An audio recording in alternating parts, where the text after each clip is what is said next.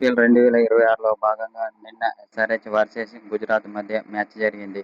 అయితే ఈ మ్యాచ్లో ఎస్ఆర్హెచ్ దారుణంగా ఓడిపోయింది. అయితే ఈ మ్యాచ్లో తొలుత బ్యాటింగ్ చేసిన గుజరాత్ నిర్ణీత 20 ఓవర్లలో 5 వికెట్లు కోల్పోయి 168 పరుగులు చేసింది.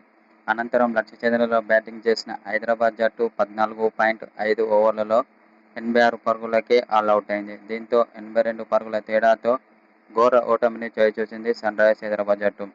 అయితే అనంతరం ఎస్ఆర్హెచ్ ఆటగాళ్లపై కీలక వ్యాఖ్యలు చేసిన south Africa star AB de Villiers. ఇప్పుడున్న ఫామ్లో ఎస్ఆర్హెచ్ను ఓడించడం ఏ జట్టు వల్ల కాదని అనుకున్నాం, కానీ నిన్న జరిగిన మ్యాచ్లో దారుణంగా ఓటమి చెందిందని అన్నాడు. ఇలా అయితే సన్రైజర్స్ హైదరాబాద్ ప్లేఆఫ్ చేరడం చాలా కష్టమే అని సౌత్ ఆఫ్రికా స్టార్ ప్లేయర్ అన్నాడు. ఎందుకంటే ఇప్పటి వరకు 12 మ్యాచ్లు ఆడిన సన్రైజర్స్ హైదరాబాద్ జట్టు 7 మ్యాచ్ల్లో విజయం సాధించింది. మిగిలిన 2 మ్యాచ్ల్లో ఖచ్చితంగా గెలిస్తేనే సన్రైజర్స్ హైదరాబాద్ ప్లేఆఫ్ చేరుకుంటుంది. లేకుంటే మాత్రం ఇంటిదారి పడుతుందని south Africa star player AB de Villiers అన్నాడు.